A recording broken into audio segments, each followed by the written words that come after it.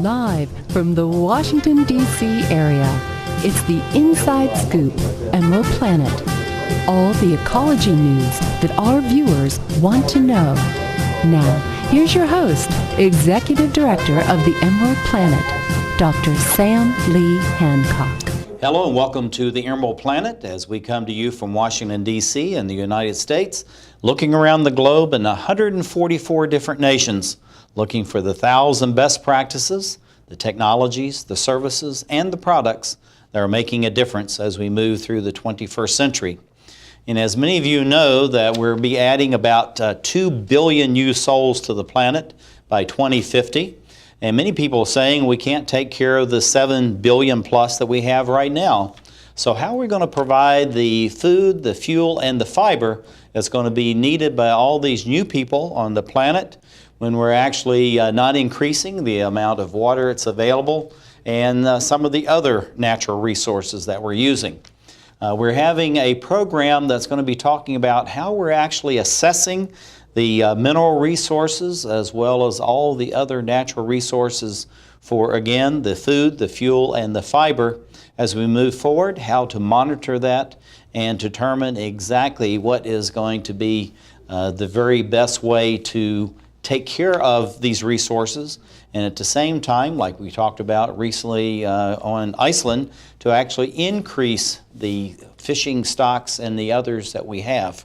And there's certain technologies that are being evolved over almost 30 to 40 years, but they seem like they've just kind of popped onto the scene in the last few years. This is the unmanned vehicle systems. And we have a gentleman, Michael Toscano, who is the President, CEO, Association for Unmanned Vehicle Systems International, headquartered in Washington, D.C. And Michael, welcome. Thank you, Sam. Glad to be here. Glad to have you here, and understand that this is kind of one of those instant success things that's only been, what, 40 years coming? Yes, very much so. In the 1972 time frame, after the Vietnam War, was the first time that the military looked at unmanned aircraft systems as a good potential to find not just downed pilots, but also to give them situational awareness. Well, I think this is one of the things, and of course it quickly morphed into civilian uses, and particularly in the area of food and then other types of natural resources for energy. And so tell us a little bit about your association, when it actually was founded, and a little of the background, and then we'll move forward to some of the topics we want to talk about. AUVSI is a nonprofit organization for the advancement of unmanned systems in the air, the ground, and the maritime. And we basically have just under 600 corporate members. We have over 7,200 individual members. And again, it's for the utilization of this technology and how it actually can help mankind in doing those dirty, dangerous, difficult, and dull jobs. Yeah, and people really don't want to do. I want to bring up your logo here because I think this is really kind of sets the pace, so we can pull up this first slide, and we're going to move on. There we go. We got the first slide. Anyway, going on, looking at the United States, this is something, this unmanned aircraft system, I know that's the term you like to use, Correct. And that's really the nomenclature in the industry. Tell us about that, but how does it relate to the map that we're looking here of the United States? Well, first of all, the word system is the appropriate word, because it's not just the thing that flies. The thing that flies makes up about 30% of the overall system. What you have is the thing that it carries, or the mission package payload. You have the communication link that puts the ground station along with the truck or the platform, and you have the ground station, and you also have the human being. There is a individual that is involved with this as a system in its totality. So you look at the map right here, and the key point, the takeaway there is that 40% of the United States is for agriculture. And so the question, and you hit the nail on the head when you said we're going to have another 2 billion people on this planet. How are we going to feed those people? And we're already in a little bit of a food crisis already. The problem's only going to get worse if we don't figure out how to do this better. Well, looking at this unmanned aircraft system, I tell you that's something that's very important. And of course, farmers have been doing this for a long time, where they've actually had satellite links onto their tractors as they're out in the field, and so they can determine, the amount of fertilizer or insecticides, pesticides. And of course, many of them are now going all organic, so they're moving away from these fossil fuel related chemicals. And this is something that you are really much involved in, or your members involved in, because that's directly related to food production, Correct. but in a very scientifically based way. Right. We're finding with UAS, you have the ability to do many of those functions that a farmer knows how to do very well. And what you're giving them is basically situational awareness in many cases to understand what the soil content may be, the different hydration that might be available, the pesticides that might be needed, or even the different insects that might be present. So by first examining all of his field, and it gives him that information, he or she knows how to make better decisions. So the one that most comes to the forefront is the spraying of pesticides or water in that particular case. Well, if you think of a fixed wing and how it has to operate, if you can have something that can hover and actually be 5, 10, 15 feet above the crops or the fields, the downwash actually from either the quadcopter or the helicopter will put more of the pesticides on the plants and on the leaves. This then allows the farmer not to have to buy as much pesticides because less of it goes into the ground, and that's good also because it doesn't pollute the groundwater. Well, this is the whole thing about it, Michael, is that we have to be very concerned. Most people think about growing of plants and providing food more as a soil issue, but really it's water and air simultaneously to that. And of course, as the earth is becoming drier in many areas and hotter, we have to be even more concerned about the water. So using these unmanned systems, and I'm going to use the S word on that. No problem. The unmanned systems, how are we able to monitor the water? Because drought is becoming a real issue everywhere on the planet. And as I said before, the truck is the thing that flies, but it's the different mission package payload. So any sensor that you have right now, if you want to have it available to examine all of your crop, and again, the understanding is that we're having less and less farmers and less farms as well. Less than 1% of the total population. Correct. In the next 7 years, we're going to lose almost another 100,000 farms. That's what they're predicting. And as you said, we're going to have the situation where we're going to need more food over the next 30 some odd years in order to meet that. So when you look at the number of jobs and you look at the number of opportunities that's going to happen in the agriculture field, we're having less and less manpower. One of the things in the statistic, and I don't know if one of the other members of the panel here are going to talk to, is farmers are finding that they're losing a percentage of their crops because they can't pick it fast enough. They can't, when it comes to the point where it's ready for harvest, they don't have enough of the manpower or the resources in order to be able to take advantage of that product. Well, I have been raised on a ranch myself as a youth. I know what that's all about. And it's just really, there is just a lack of the manpower, correct, women power to do all this. And so that really comes back to these unmanned aircraft system to be able to make it very efficient, but at the same time, when do you move into the fields? When do you pick the corn, the tomatoes, the cantaloupes, and all those things, so that you don't lose the nutrition? Because it's not just the volume anymore, but it's actually the nutritional value of the food that's critically important. You're spot on, Sam, in the sense that if you have a system that can tell you exactly the content of your crop when it's ready for harvest, and it may be that it's a color that the fruit or the vegetables have, it might be that it's a scent that it gives off because it's due to fermentation and whatnot. They're doing it right now with grapes in California to understand when is the ideal time to pick the grapes. And it may be that your whole field is not homogeneous and that it's not all ripe at the same time. So by using UAS and also using ground systems as well, you'll be able to know exactly when the crop is ready to pick at the ideal time, and you may pick some of it, a third of it at one time, and 2 weeks later pick the rest of it. And so this can also help you make sure you get the most out of your crops. Well, this is the one thing too, Michael, we have to be cognizant of. This really relates to the income to the farmers, the ranchers, the foresters, and all that, because when you put everything on the market at one time, all the corn, of course, what happens? It goes down to worth, a third to half before. So if they can stagger this, one, you're providing a longer strand as far as nutrition into, the population, but also the incomes are better for the people producing it. Correct. And for the local governments that are actually, depending on that tax base. So you're really it's interesting how you're in the mix of all of this. And I hope people will understand that this is just a tool. A farmer knows how to farm better than anyone else. What he's got with this is it helps him give him better information to make smarter decisions in a more timely standpoint. Again, to have more yield, have a better bottom line, but also in helping the planet. Because if you don't have to put as much pesticides or you're doing it in a more efficient way, then that's also good. Yeah, I'm going to go back to this slide because this is really kind of the interaction. You have the farmer in the field, you have your UAS in the air, but also we're tying in here the ground monitoring, and this is something that we really don't think much about. We just think about these aircraft in the air, but really it's the ground monitors that are critical to this whole thing.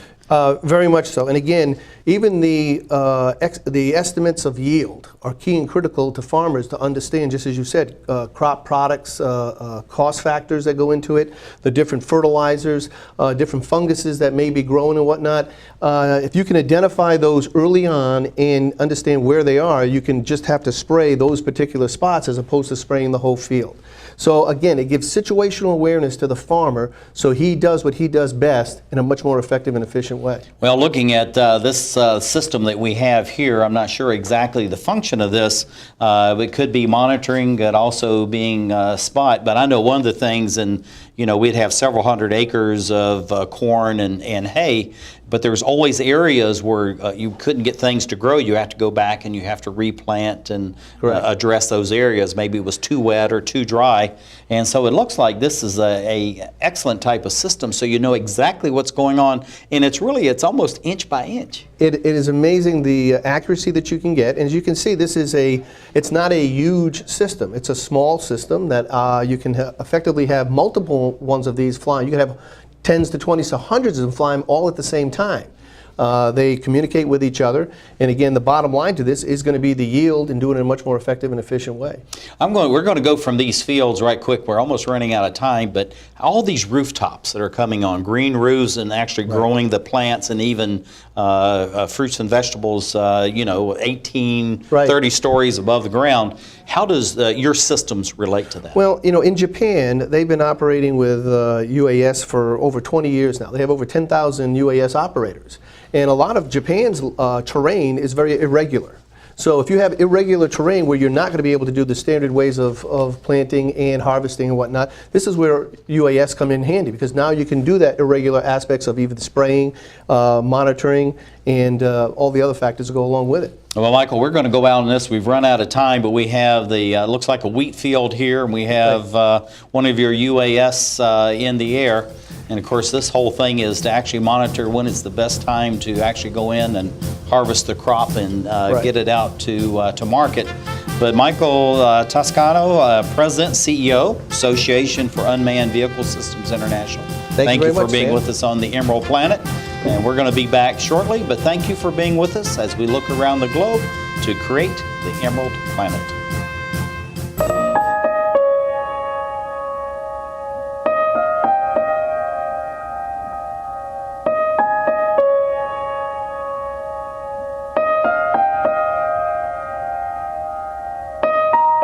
Some dreams are universal. Dreams that inspire us. Multiple sclerosis is a devastating disease that changes lives forever. The National MS Society does more for people with MS than any organization in the world. But we can't do it alone. To get involved, visit us online at nationalmssociety.org or call 1-800-FIGHT-MS. This is why we're here.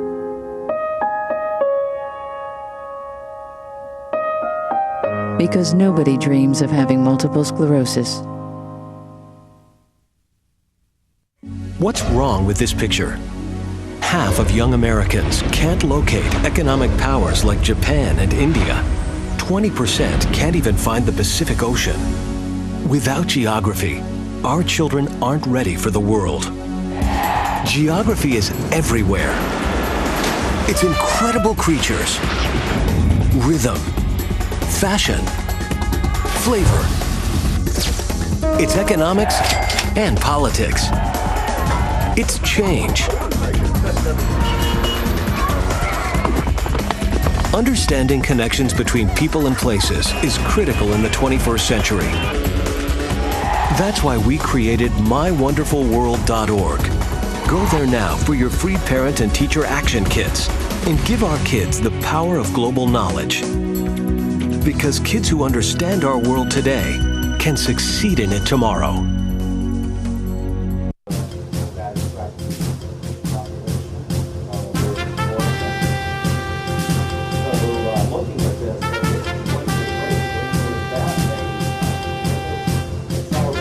We're back to the Inside Scoop Emerald Planet. Here again, your host, Dr. Sam. Hello and welcome to the Emerald Planet as we come to you from Washington, D.C. in the United States as we look around the globe for the 1,000 best practices, those technologies, the products, and the services that are making a difference as we move through the 21st century. And also, of course, we're focusing on the people that are having real impact on the policy and also that the changes are being made in the technologies as we move forward. Because as we add billions of new people to the globe and we have more and more challenges from a changing climate, how we're going to be able to feed and clothe, house, and then also at the same time to provide the fuel that is needed. And we have someone who's been working at this for some years. His name is David W. Yoel, who is the Chief Executive Officer of the American Aerospace Advisors, Inc. And sitting right beside me is going to be Michael Toscano, who is the President CEO of the Association for Unmanned Vehicle Systems International. Michael, I'm going to charge you by the length of this name. That's a long one, but the AUVSI. But David, welcome from Philadelphia. Thank you very much. Good to be with you, Sam. I'm glad to have you on with us, and we're going to try to bring up your logo here at the same time that you're on, and Michael's sitting beside me. There we go. But tell us a little bit about your organization, what the American Aerospace Advisors is all about, and when you started. Well, we started AAAI in 2002, and originally our focus was on rocket and spacecraft technologies. In 2006, we drank the Kool-Aid on unmanned aircraft systems and the future potential they had in civilian and commercial applications. And so over several years, we transitioned the company into a UAS systems and services provider. Well, looking at what you're doing, tell us a little bit about this whole notion of precision agriculture. This is a term that seems to be popping up, very popular these days. What does it really mean? Well, Sam, some people think that there was another industry that was the world's first profession, but probably the farming was the first, in our opinion. And in all these millennia and centuries, the base unit of production in agriculture has been the field. In other words, all inputs to the production of crops has been at the field level. There's been essentially a constant application across the field. And so the objective of precision agriculture is to variably apply inputs across the field so that they're applied where they're needed, but not where they're not. And by doing so, one reduces the pesticide, fertilizer, and water that are required to grow a crop, and also the labor and diesel fuel required to operate the machinery. Well, looking at the slide that we have here, very graciously provided by you and your company, we see some of the technologies, if we can bring that slide back up, because this really gives you the face of what modern farming is all about. Yes, you have the farmer and the tractor out in the field, and many of those tractors now are being run remotely. But at the same time, you really have to have this type of technology. Tell us a little bit about what we're seeing as we're air to ground, and also we'll be getting in hopefully about the ground monitoring basis of all of this. Indeed. So two fundamental elements are required to in precision agriculture. The first is the ability to apply the inputs variably. So that, as you mentioned, is now possible. Mike talked about in Japan the helicopters that apply inputs variably across the field. There are also robotic farm equipment now in production. So that ability to apply the inputs variably is very important. Variant is one company. John Deere has been working in the field, of course, for many years, developing these capabilities. But you must know where the inputs are needed and where they aren't in order to apply them. Well, looking at the key of what the unmanned aircraft system can do for you is it can carry those sensors effectively and efficiently that can acquire that information that you need to understand where the plants are under stress and why, and to make the judgments as a grower as to where those inputs are needed.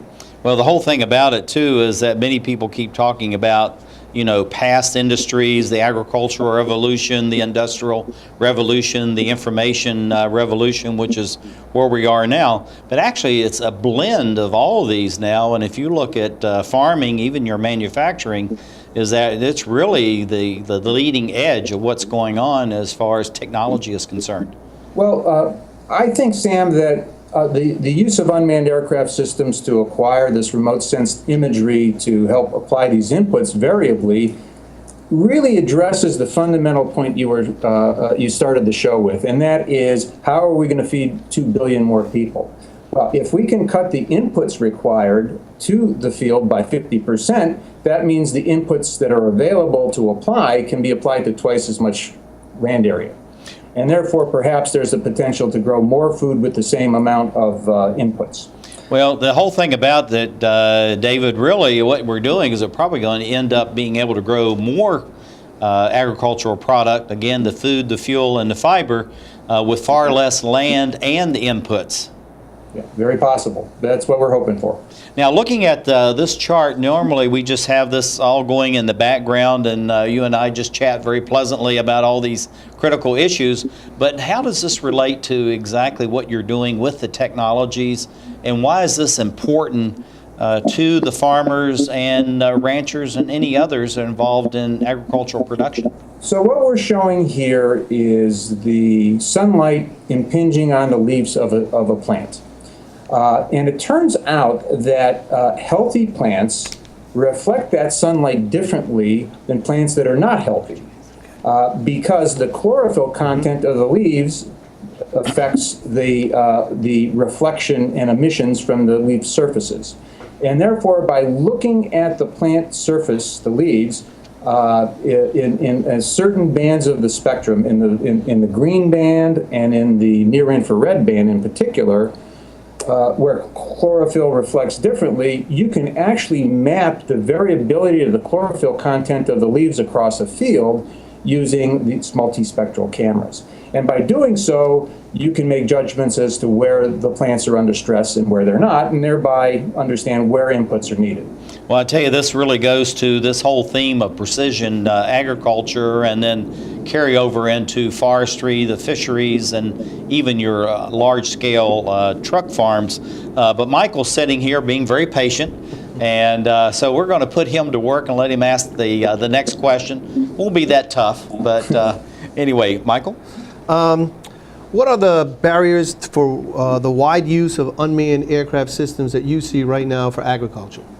Well, as in many civilian applications, the use of unmanned aircraft systems in agriculture is really being limited by the regulatory environment, airspace access. And I know the FAA is working as diligently and as quickly as they can, dealing with a great many challenges and constituencies in developing the rules for safe flight in the national airspace. But once those rules are actually established, I think you're going to see the use of UAS and precision agriculture blossom. Well, this is something I was saying earlier. I was recently in Iceland. You have a country of 320,000 people, the landmass the size of Virginia, and they're doing everything in real time, even with their fisheries. So they can, to the very fish, count how many is on the boat, what species it is, the weight, what contract that's going to be filling.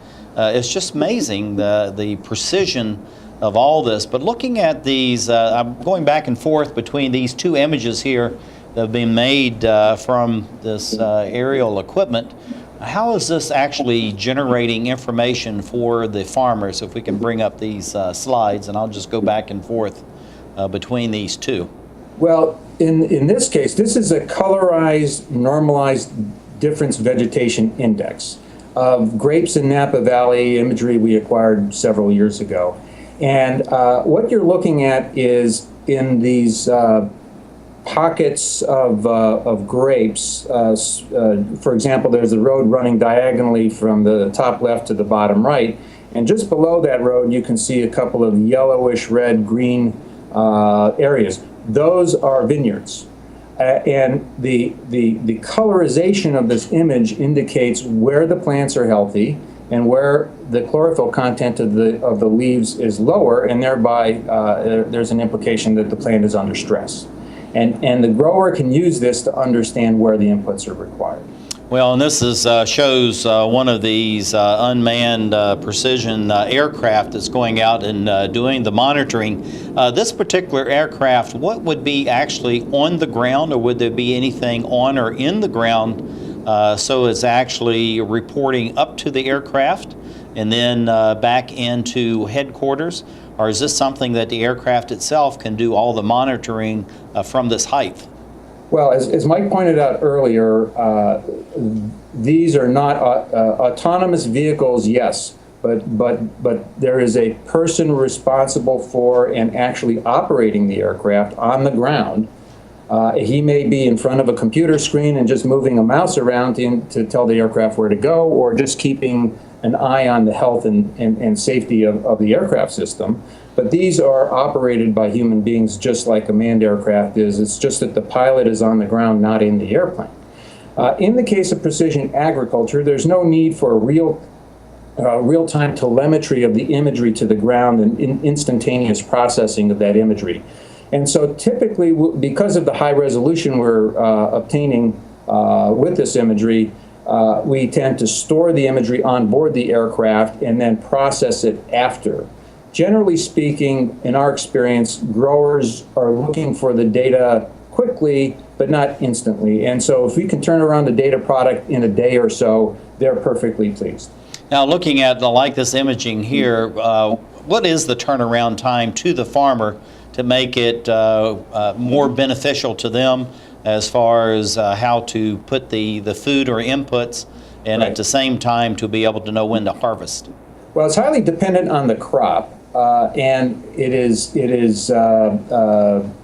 typically on the order of a day or days, but not weeks, not a week or weeks.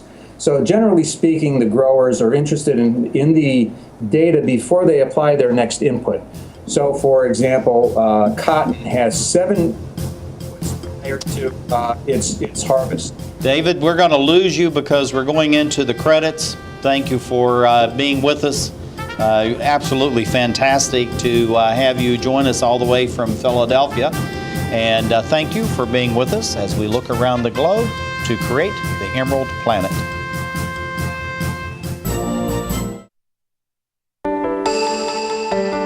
I helped turn my child's public school into a whole new kind of school. One with a curriculum that really motivates kids. One that has extended hours, 6 days a week, year-round. With loads of academic, cultural, and recreational activities. One that has support services like medical and dental right there. A school where parents' involvement is encouraged. Where teachers have more time to teach. And students are excited about learning. There's just one problem. My child doesn't ever want to come home. You can help turn your school into a community school for excellence. Find out how. Call 1-877-LOVE-TO-LEARN. It's coming. Right to your neighborhood. And when it does, you may be surprised. It's your Social Security statement of your benefits, and it's going to help you plan your financial future. Your benefit statement will tell you how much Social Security you're eligible to receive and when you'll get it. Then you'll know how much you need to save for retirement, because that's coming too. The future is in your hands. Choose to save. The toxic fumes from this meth lab are seeping into Jamie's sinus cavity. Ammonia vapors invade her throat. Toxic gases fill her lungs. Jamie's body is deteriorating. And she doesn't even know it. Jamie, dinner. So, who has the drug problem now? Find out how meth affects you at drugfree.org/.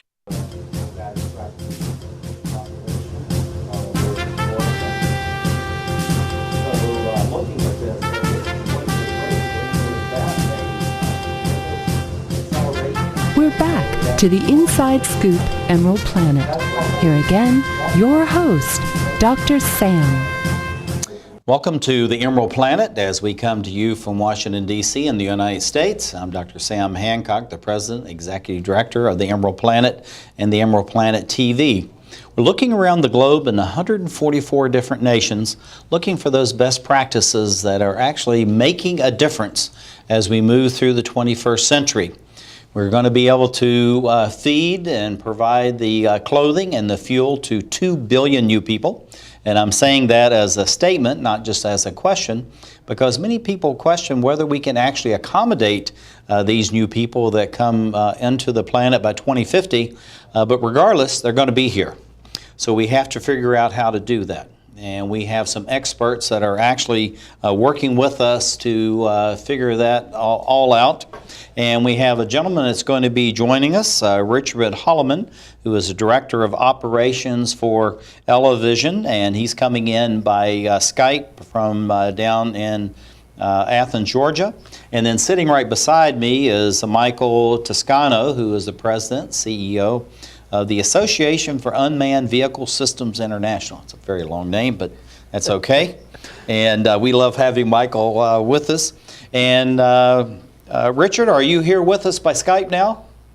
Dr. Sam and Michael, good afternoon, yes. Glad to have you, and thank you for being with us. I love this name, ElleVision. We go from this very long, it takes up a whole sentence for Michael's organization, and now I have one word. So tell us, ElleVision, what is that about? As you can see in the logo, it's elevated experience. Let's bring up the logo so we can see that. Okay, go ahead. There it is. Right. My wife Sherry and I started the company just a year ago as a continuation of some other businesses that were unmanned systems related. And we are focusing nearly exclusively on use of tethered lighter than air vehicles to carry these sensors for applications like we've been talking about. And as Mike says, still that's just the 30% truck. We're very much about that aerial perspective as a decision support aid, as a way to, get the work done in a better way. So our mantra is see, go, do, be. See what it is, go and do what needs to be done, do the intervention so you can be more profitable, higher yield client. Well, that's almost like the mantra, the bigger, better, faster, and less expensive, right? There you go. And also the 4Ds, I like that, dull, dead, or 3Ds, dull, dirty, dangerous. Yeah, well, that's something Michael was sharing with us earlier, and this is something we have to remember, because as we go through the 21st century, even though we're adding 2 billion new people on the planet, it doesn't mean that people want to do all these jobs that have been done for the last several thousands of years of humankind, because people really are moving to higher levels of more comfort and greater expectation as far as what they want to have in their lives besides just work. So looking at ElleVision, what types of services do you provide in the precision agriculture arena? We're a growing network of sensor providers and imagery analysts. As in your guest coming up after Dr. Ehsani, we are discovering talent to help us deliver the actual decision support. The growers really typically don't care how the imagery is collected, if it's by a fixed wing or a multicopter or our aerostats. So it's all about helping the grower make a more informed decision by these application and health maps like David was describing. Well, looking at the work that you're doing, and I was going out to look at your website, and there was a number of lists as far as you're doing the video and photography and high definition, so you're really doing very quality work. But why fly the UAS, which is, the unmanned aerial system, but really more specifically this tethered aerial systems that you really pointed out in the information you sent to me about ElleVision? Right. We like is really platform agnostic, trying to discover the best solution now and going forward. So there are some near advantages of the tethered system in that with a blimp or an aerostat, we can fly that low, slow, long duration imagery sensor over a field in a unique way and operate in the regulatory environment that David described, in that we can fly under the FAA balloon rules that are very much less restricted than they are for untethered systems. Well, as you know, Michael is sitting right beside me, and so we're going to put him to good work. In case we lose you by Skype, that's why he's here. And fortunately, you're with us, but I'm going to let him ask the next question. Michael? What is your organization doing to help farmers understand better how to use either tethered or UAS type systems for precision agriculture? Great question, Michael. Yeah, we're here in Georgia where, as you may know, the Atlanta chapter of AUVSI is very much focused on commercial applications, and the University of Georgia and Tifton especially has a strong network of experts. And actually at our conference recently, Dr. Ehsani was, and you were there, and it's about, in many ways, a mutual discovery. The farmers often have heard a lot about it, they haven't seen it actually do much, so we're trying to go from R&D to ROI. Taking it from the research, lots of great papers, a lot of great theories, and show, okay, this is actually how this decision map, this health map, turns into greater yield, advanced, especially as David was describing, these multispectral images give the farmer an advanced look well beyond the human eye. So that's where it gives them a chance to respond before the crop turns brown and it's already too late.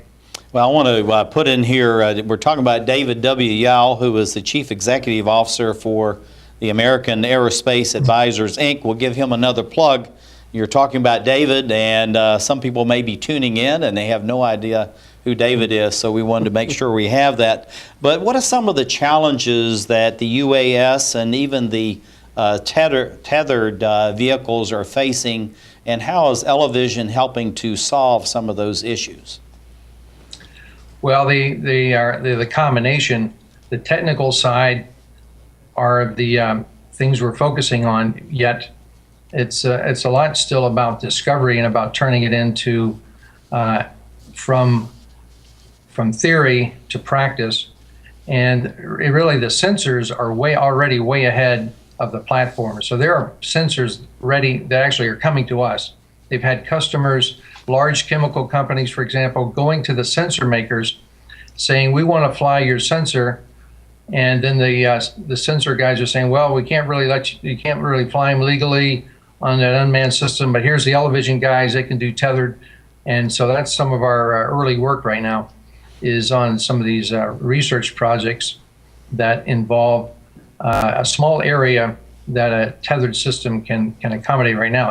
Another big challenge is how to scale out on a tether. There's some very serious technical challenges there.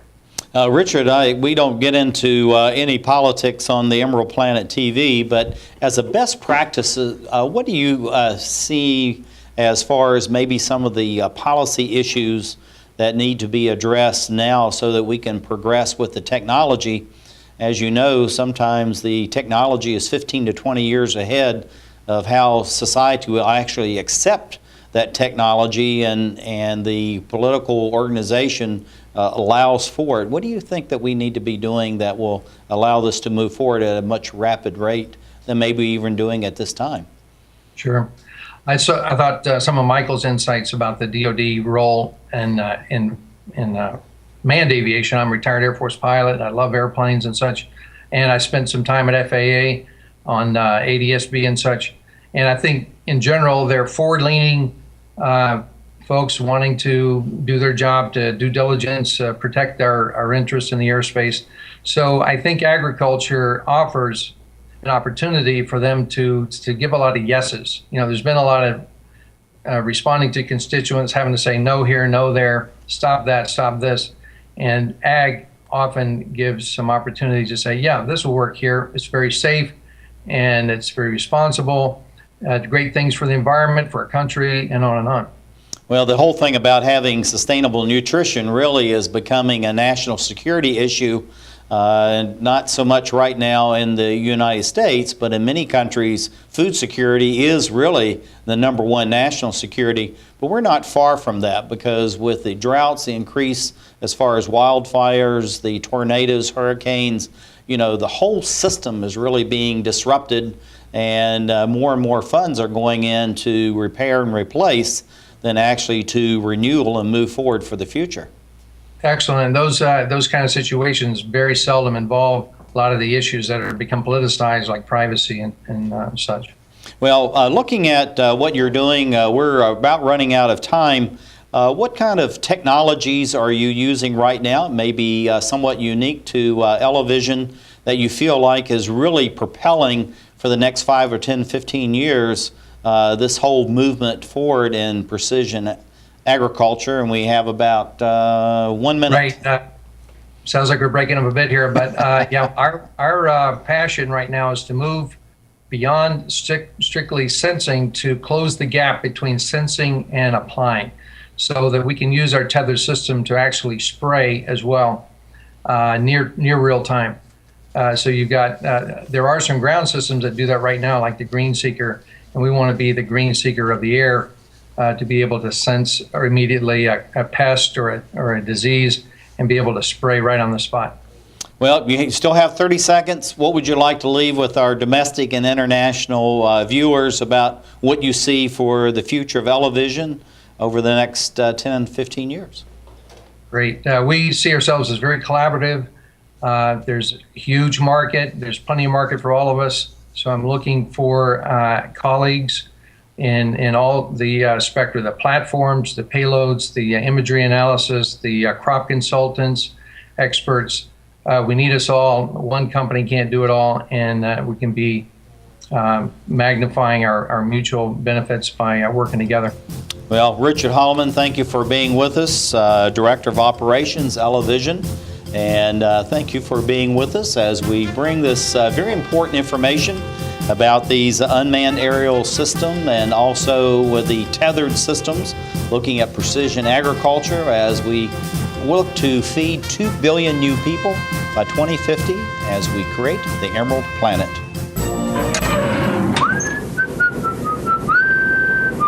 This is firstgov.gov, where we're obsessed with getting you government information. Brand new student loan applications on the site, baby. This calls for a celebration. Where's your uncle? So in the end, it was either take the astronaut gig or come work here. What can I say? Duty called. Dude, that's my cop. Oh, sorry. Yeah. No, I'm pretty sure that's Sam's cop. Oh, sorry? Yeah. No. Sam's. No. Just log on or email us and get what you need. C, change of address form. That's how it's done. D, driver's license renewal. E, emailing Social Security information. Yeah. Okay. Yeah. Nice, we'll allow it. All right, Ed. What are those? Government surplus cars for auction. You posted those online last time. No, you did. I'm posting them online this time! For all your government information, firstgov.gov. Oh, what have we got here? Sometimes you feel tired. You can't seem to lose those extra pounds off your midsection. And your joints hurt when you take the stairs? Well, you're getting older. But I'm happy to say that there's some simple things we can do to keep you happy and healthy for years to come. We can also lower your risk for some serious diseases the older population is often subject to. Proper nutrition is more important than ever. Your body has changed, you know. Not as many treats. A basic exercise plan, lots of walks and fresh air, and most importantly, come and see me for twice-yearly checkups to help ensure the best possible quality of life. Now, how does that sound? Good boy. Improve the quality of life for your elderly pet. Schedule twice-yearly checkups that include preventive care and regular lab work.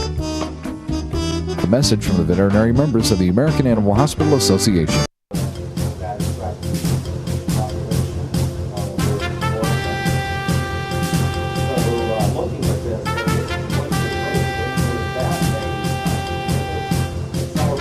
We're back to the Inside Scoop Emerald Planet. Here again, your host, Dr. Sam. Hello and welcome to the Emerald Planet as we come to you from Washington, D.C. and the United States. I'm Dr. Sam Hancock, the President and Executive Director of Emerald Planet and Emerald Planet TV, as we look around the globe in 144 different nations, looking for the 1,000 best practices, the technologies, the services, and the products that are making a difference as we move through the 21st century. And of course, the people are very important as we look towards the future, how we're going to handle the extreme climate change that's occurring, and at the same time to provide the food, the fuel, and the fiber that's going to make a difference for 2 billion new people that comes onto the planet. And we have a gentleman who has been working at this for a number of years. He's coming to us from the University of Florida, Dr. Reza Ehsani, who is the Associate Professor. He's in the Department of Agriculture and Biological Engineering in the Citrus Research and Education Center at the University of Florida. And Reza, if I can use your first name, welcome to the Emerald Planet. Hi, Sam. Glad to have you here all the way from the University of Florida, a very famous university. But tell us a little bit about your Citrus Research and Education Center. I've not heard of this before. It's quite unique. And I understand you have the largest citrus library on the planet? Correct. Citrus Research and Education Center is one of the 13 research centers of the University of Florida and is located in Lake Alfred. We have about 27 faculty members with different backgrounds such as entomology, plant pathology, horticulture, ag engineer, and as well as others, and about 200 employees. We primarily focus on research and extension education on all aspects of citrus production. Well, you have a very large university there, and you cover all of the state of Florida. And of course, being in the citrus area, you're a very popular young man as you go around. And the other people that we've had on the Emerald Planet TV all know you very well. So you're doing some excellent research. But how do you actually project into the future so that you're actually staying ahead of the farmers, ahead of the demand for the citrus products? Well, we are doing it by doing research, and my focus is more on technology. So I'm using different technologies for, especially I'm using UAVs and also ground-based sensors and robotics. And so I'm more focused on application of new technology for citrus production. Well, how do you get across to the public who still thinks a farmer is out either walking behind the mule or driving a tractor with no connection, no radio and all that, that farming really is one of the best green jobs as we move through the 21st century, and it's probably some of the most advanced technology being used in agriculture of any other type of profession that exists. Well, especially I agree, like a lot of people underestimate the level of technology we use in agriculture these days. We are utilizing a series of technology, that, especially in the area of precision agriculture or precision horticulture, they're all based on information. And to collect information, we are utilizing a lot of sensors and equipment to collect the data that's required to do the research in the area of precision ag. So that's why we are ahead of others in terms of collecting data and analyzing it. Well, looking at this small vehicle here, how are you using the UAS to fight plant diseases and also at the same time determine the amount of fertilizer and water that's actually needed in the orange groves and the other citrus plantations that you're working with? Well, this particular platform, the UAV that you see in the picture, it's our first attempt to use UAV for disease detection. And disease detection is the first step in managing any disease. Current techniques for detecting disease and stress in many crops, including citrus, rely on human scouting, which is time-consuming, expensive, and prone to human error. In some cases, it's even impractical. So low-altitude, high-resolution aerial imaging using a small unmanned aerial vehicle can potentially be used for disease and stress detection for different crops. It can also help with detection of new disease at earlier stage. Usually, it is a lot easier and less costly to control the disease at earlier stage. Also, we can use this platform for detecting nutrient deficiency, and by that we are able to pinpoint that area that has nutrient deficiency, and hopefully we can do a variable rate application. So that's the whole purpose of precision ag, which is applying the right input at the right location at the right time. By identifying the locations that need input, we can target. Rather than uniformly apply inputs, we can go and do a target-specific applications. Well, just going back between these three slides that we have right here, this is something that when you go through it, and you can actually apply it to a single plant or a single area within the field itself. But what are we looking at right here? We're going from something that's very green, something that's very red. So tell us what the color coordinates mean here. So what you see here is actually a false color image. So what you see as red is not the red band. It's actually near infrared band. So our eyes, we cannot see the red bands. But if we were able to see the red band, actually near infrared, if we were able to see the near infrared band, we could get a lot more information about plant health. A healthy plant reflects near infrared bands. So what you see as a red, the darker the red is, it actually shows the healthier the plant is, and this particular image, you can use this in two ways. We can use this image and doing some ratios and of different bands, we can calculate and find out which trees are doing better than others. And also, you can see by just looking at this image, you can see that there are quite variability in terms of size and density of the canopies. And these are the type of information that we can use to decide, to make better management decisions. Where to put our inputs, we can do it based on the size of the canopy and change the rates based on the canopy density and size. As you know, I have Michael Toscano, who is the president and CEO of the Association for Unmanned Vehicle Systems International. He's the only one that matches you, Reza, in the length of the name of your organization. But we're going to actually let him ask the next question. Reza, what is, in your estimation, the biggest advantages of using unmanned aircraft systems as opposed to manned systems? Okay, so I would look at it in three different. I would say there are three main advantages. The first advantage is the cost. Collecting image and data are less costly by UAS due to overall lower costs of aircraft and other costs like operational and maintenance costs. Also, in some remote location, there is no airport nearby, and UAS would be the only choice.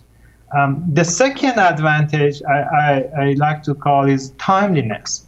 UAS have the ability to fly and capture image on a short notice or during a short window of opportunity. This is particularly important for some application in agriculture, which is often timeliness in collecting data is critical for certain applications. And the third advantage is the ability to collect higher resolution aerial image by flying at the lower altitude, which results in a higher resolution data or image. And that could make a big difference in, for example, application like disease detection, that we really need very, very high resolution image. Plus, we can try some newer sensors that cannot be operated at very high altitude. We have sensors that can be only operated at this very lower altitude, and those sensors can only be used with UAS. So for these applications, I think UAS have clearly have a higher advantage over manned airplane. Thank you, Reza, for that. We're rapidly running out of time. What is the major feedback that you're getting from the farmers and growers that you're working with about the benefits of the UAS and why they should be employing more of this technology in the orange and the citrus groves, and then expand that to the other aspects of precision agriculture? Well, majority of the growers that I talked to, or they have seen my UAV, or they saw my reports on that, they are very excited about this technology and can't wait to utilize this technology in their operation. In fact, they're asking me, where can I buy one of those things? So it's really going the other way, is that they're actually pushing you to get the technology out there then? Is that what you're saying? Well, that's true. That's true, of course, but you have to realize that farming is like in business, and growers always, when they want to utilize a new technology, they look at the return on investment. So the return on investment is for the UAV for agriculture is very, I would say, specific to crops and commodities. So it depends on what you're going to do with this. That makes it whether growers are interested or not. And we can talk about, for example, for nursery growers, that they are trying to count and do the inventory management. They need to know how many plants they have for a specific variety. This technique could really give an advantage to them, and they could be very, the return on investment is very high because they can compare it with the manual counting. But if you are Roundup Ready, if you use Roundup Ready for corn and you do a weed management, then it may not be a good choice for you. So it all depends on what you want to do and how you want to utilize this system. Reza, we're about ready to lose you. We've just about run out of time, but thank you for being with us and sharing this wonderful information you have through your Citrus Research and Education Center at the University of Florida. And Michael, thank you for being with us. It's been absolutely fantastic. And this is one of the things that we've been really wanting to get on for a long time. And thank you for coming out. And of course, Joel Coulter was very instrumental in bringing everybody together. And what we're sharing